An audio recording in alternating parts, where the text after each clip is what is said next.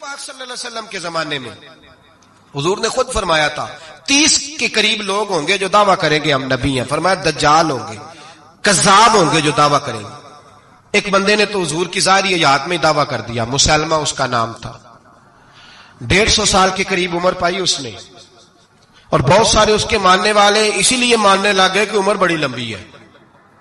معاذ اللہ تعالیٰ, لوگوں کا اپنا اپنا مزاج ہے نا, ماننے کا اپنا اپنا مزاج ہے. ایک اس سے کانا آدمی دعا کرانے آیا, ایک آنکھ سے کانا تھا, اس نے دعا کرائی تو دونوں آنکھوں سے اندھا ہو گیا. دونوں آنکھوں سے اللہ نے اسے سزا دی. تو ایک ماننے والا کہنے لگا فٹافٹ مان جاؤ, ورنہ جو اس کی نہ مانے پورا اندھا ہو جاتا ہے. ماننے والوں کا اپنا انداز ہے نا. ایک لنگڑا آیا, ایک ٹانگ سے لنگڑا کے چلتا تھا, مسلمہ سے دعا کرانے آیا تو دوسری بھی ضائع ہو گئی. یہ اس کا حال تھا. پر ماننے والوں کا کیا کیا جائے, ماننے والے جس کو مرضی ماننے لگتے ہیں, نفسیاتی طور پر لوگ کمزور ہو جاتے ہیں. مسلمہ نے نبی پاک صلی اللہ علیہ وسلم کو خط لکھا, کہنے لگا حضور کے زمانہ مبارکہ میں, اور کچھ حدیثیں ایسی بھی ملتی ہیں جس سے یہ ثابت ہوتا ہے کہ اس کی حضور سے ملاقات بھی ہوئی, سامنے کچھ بول نہ سکا, جا کے خط لکھا. کہنے لگا کہ آپ میرے ساتھ معاہدہ کر لیں, جب تک آپ حیات ظاہری میں آپ نبی, اور جب آپ کا وصال ہو جائے تو میں نبی. یا یہ معاہدہ کر لیں کہ آدھے عرب کے آپ نبی اور آدھے کا میں نبی. معاذ اللہ, اس نے یہ خط لکھا. نبی پاک نے جواب لکھا, فرمایا میں تو اللہ کا رسول ہوں, تو کذاب ہے, تو کذاب ہے, جھوٹا ہے. لوگ ایک اور بھی, میں ایک دن آرٹیکل پڑھ رہا تھا, کہنے لگے جی مرزے کے اب بڑے ماننے والے ہیں, اس کو کذاب نہیں کہنا چاہیے, ان کو دکھ ہوتا ہے. جو جھوٹ بولے اسے جھوٹا نہیں کہنا چاہیے. تو تھی بول دے کیوں نہیں, تو اڈا کی پروگرام ہے, کہنا چاہیے کہ نہیں کہنا چاہیے, یہ ثواب ہوگا. اس لیے کہ جو نبوت کا دوچا دعویٰ کرے اس کو نبی پاک نے جھوٹا کہا ہے. حضور نے فرمایا تو کذاب ہے. کیا کہا ہے, تو ثواب ہوئے گا, آنکھو گے تھے, کیا کہا ہے, کذاب. تو اس کو کذاب کہنا نبی پاک کی کیا کی ہے نا. پھر انجیو دے منن والے تکلیف ہوندی تے میں کہ پئی ہوے, وہ کذاب ہے, لہذا ہمیشہ کذاب ہی رہے گا. جب حضور نے کہا ہے جو دعویٰ کرے نبوت کا وہ کیا ہے, تو لہذا کذاب ہی رہے گا. حضور نے لکھا کذاب. جب نبی پاک نے کذاب لکھا نا خط میں, کون لے کے جائے گا؟ اب اس کے دربار میں جانا ہے, حالات بڑے خطرناک ہیں, اس کے گرد بندے بھی ہیں, اور اس کے گھر جانا ہے, مشکل مرحلہ ہے. ایک صحابی تھے چھابڑی فروش, سر کے اوپر رکھ کے نا ٹوکرا, تو مدینے کی گلیوں میں کھجوریں بیچتے. 11-12 بچوں کے باپ تھے. کون جائے گا؟ اور جسمانی طور پہ بھی کمزور تھے. فٹافٹ اٹھے, کھجور کھا رہے تھے, ہاتھ کھڑا کر کے کہا حضور کسی اور کی ڈیوٹی نہ لگانا, میں جاؤں گا. جب یہ لفظ کہے تو ان کے منہ سے کھجور کے ٹکڑے گرے صحابہ کے چہروں پر. ایک صحابی کہنے لگے پہلے کھجور تو کھا لے, بڑی تجھے جلدی ہے بولنے کی, کھا تو لے. کہنے لگے اگر میرے کھاتے کھاتے ڈیوٹی کسی اور کی لگ گئی, تو کسی اور کی لگ گئی تو کیا کروں گا, جلدی ہے مجھے. حضور سید عالم صلی اللہ علیہ وسلم نے نا اپنا نیزہ دیا, گھوڑا دیا, فرمایا ذرا ڈٹ کے جانا, اس کے گھر جانا ہے. کہ محبوبہ فکر ہی نہ کرے, فکر نہ کرے. صحابہ کہتے ہیں اس طرح وہ نکلا جیسے کوئی جرنیل نکلتا ہے. اس کا انداز ہی بدل گیا, اس کے طور طریقے ہی بدل گئے. وہ یوں نکلے جیسے کوئی بڑا دلیر آدمی جاتا. حضور نے بھیجا ہے نا, نبی پاک نے بھیجا ہے نا, انداز ہی بدل گئے, طریقے ہی بدل گئے. مسلمہ کے دربار میں گئے, وہاں ایک شخص جو بعد میں مسلمان ہوا, وہ بتلاتا ہے کہ جب حضرت حبیب بن زید پہنچے نا تو نیزہ ہاتھ میں تھا, زور سے گاڑا جا کے اس کے دربار میں, زور سے گاڑ دیا زمین پہ. مسلمان نظر, کون ہو؟ آپ فرمانے لگے تجھے چہرہ دیکھ کے نہیں پتا چلا میں رسول اللہ کا نوکر ہوں؟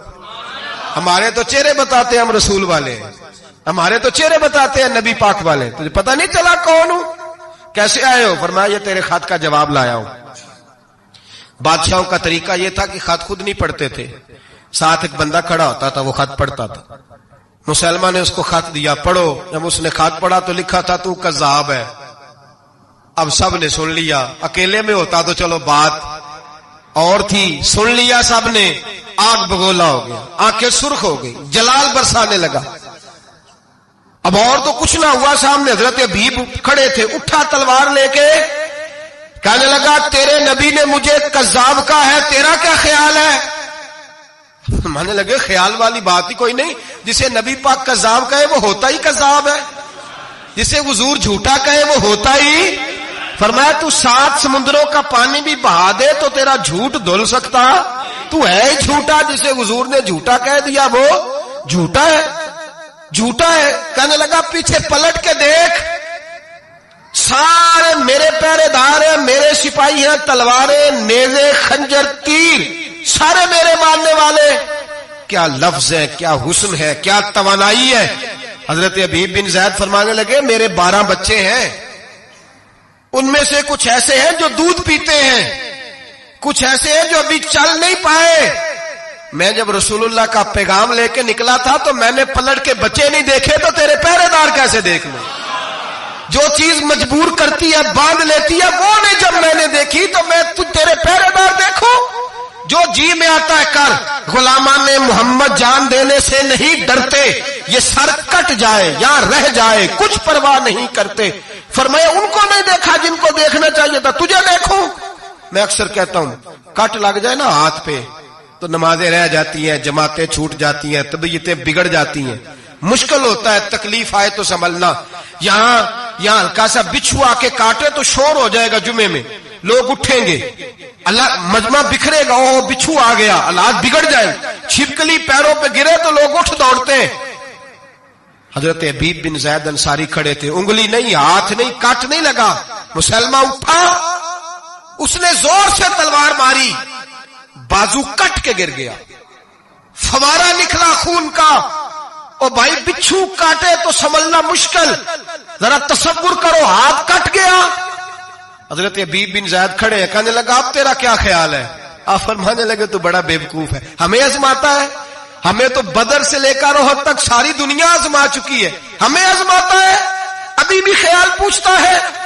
फरमाया मेरा ख्याल वही है जो मेरे रसूल ने फरमा दिया है, ख्याल वही है जो नबी पाक ने कह दिया है। फिर तलवार मारी, दूसरा हाथ कट गया। जरा सोचना, गौर करना, टांग टूटी नहीं, हड्डी नहीं टूटी, मांस नहीं उखड़ा, हाथ कट के गिरा, 2 हाथ गिर गए, जमीन पे गिरे। हजरत हबीब कहने लगा मैं तुझे कत्ल कर दूंगा, बाज आ जा। आप फरमाने लगे तू बड़ा नादान है। उन लोगों को डराता है जो सवेरे फजर की नमाज पढ़ के पहली दुआ ही शहादत की मांगते हैं। हमें डराता है जो सोते वक्त इल्तिजा करते अल्लाह बिस्तर पे मौत ना देना, मैदान में देना। तू हमें डरा रहा है, चल जो होता है कर ले। उसने खंजर रखा, तलवार रखी गर्दन पे, फरमाया मैं काट दूंगा। फरमाया काटता क्यों नहीं, काटता क्यों नहीं। और वो रवायत करने वाले कहते हैं मुसलमा के हाथ कांपते थे खत्मे नबुव्वत के तहफ्फुज के लिए। जब नबी पाक के गुलाम निकले तो झूठा दावे करने वाले कांप उठे, कांप खड़े हुए। कहते उसके हाथ कांपते थे। हजरत हबीब बिन ज़ैद कटे हुए बाजुओं के साथ भी तवाना थे, कलम तोड़ गए। मियां मोहम्मद बख्श साहब फरमाने लगे ओ कच्चा रंग ललारी वाला जेड़ा चढ़दा लेंदा रहिंदा, ए इश्क तेरे दा रंग मुहम्मद चढ़ जाए फेर नहीं लैंदा। जब तलवार चली, गर्दन कटी, तो रसूलुल्लाह की खत्मे नबुव्वत पर पहरा देने वालों का अजर मेरे रसूल ने बयान फरमाया, मेरे नबी ने अजर बयान किया, डिग्री जारी फरमाई, सनद दी हुजूर ने। वहां गर्दन कटी और जहां मदीने में हुजूर की आंखों में आंसू आए। या रसूलल्लाह क्या हुआ। फरमाया मेरा हबीब शहीद हो गया है और रब करीम ने उसके लिए जन्नत के सारे दरवाजे खोल दिए, सारे दरवाजे अल्लाह ने खोल। ये सनद जारी की नबी पाक, खत्मे नबुव्वत। मुसलमान का अकीदा, हजरत अबू बकर सिद्दीक ने खत्मे नबुव्वत के तहफ्फुज के लिए पूरा एक दस्ता तैयार किया। अबू जाल के बेटे जनाबे सैयदना इकरमा रदी अल्लाह तआला अन्हु, उनकी सरबराही में जनाबे सैयदना अबू बकर सिद्दीक रदी अल्लाह तआला अन्हु ने लश्कर तैयार किया। वो लश्कर गया, उस लश्कर में हजरत वाशी भी थे जिन्होंने हजरत अमीर हमजा को मैदान उहद में शहीद किया था। फरमाते मैं दुआ करता था, ऐ अल्लाह बेहतरीन मुसलमान मेरे हाथों शहीद हुआ है, अब मेरे हाथों कोई बदतरीन काफिर कत्ल करा ताकि मेरा कफारा हो जाए।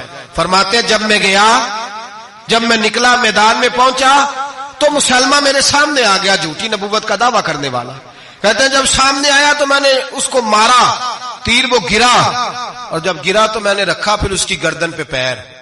मैंने कहा मेरे रसूल तो मैदान बदर में दुआ करें तो 5000 फरिश्ते आते हैं, तू जरा पलट के देख बेईमान तेरा हाल क्या है। فرماتے ہیں میرے قدموں کے نیچے میں نے کہا تو میرے نبی سے مقابلہ کرنے چلا تھا؟ میں رسول اللہ کا ادنا غلام ہوں، نہ بدری ہوں، نہ اشرا مبشرہ میں سے ہوں، نہ میں خلفائے راشدین میں سے ہوں، پر ہوں رسول کا غلام، الصحابی کن نجوم میں شامل ہوں۔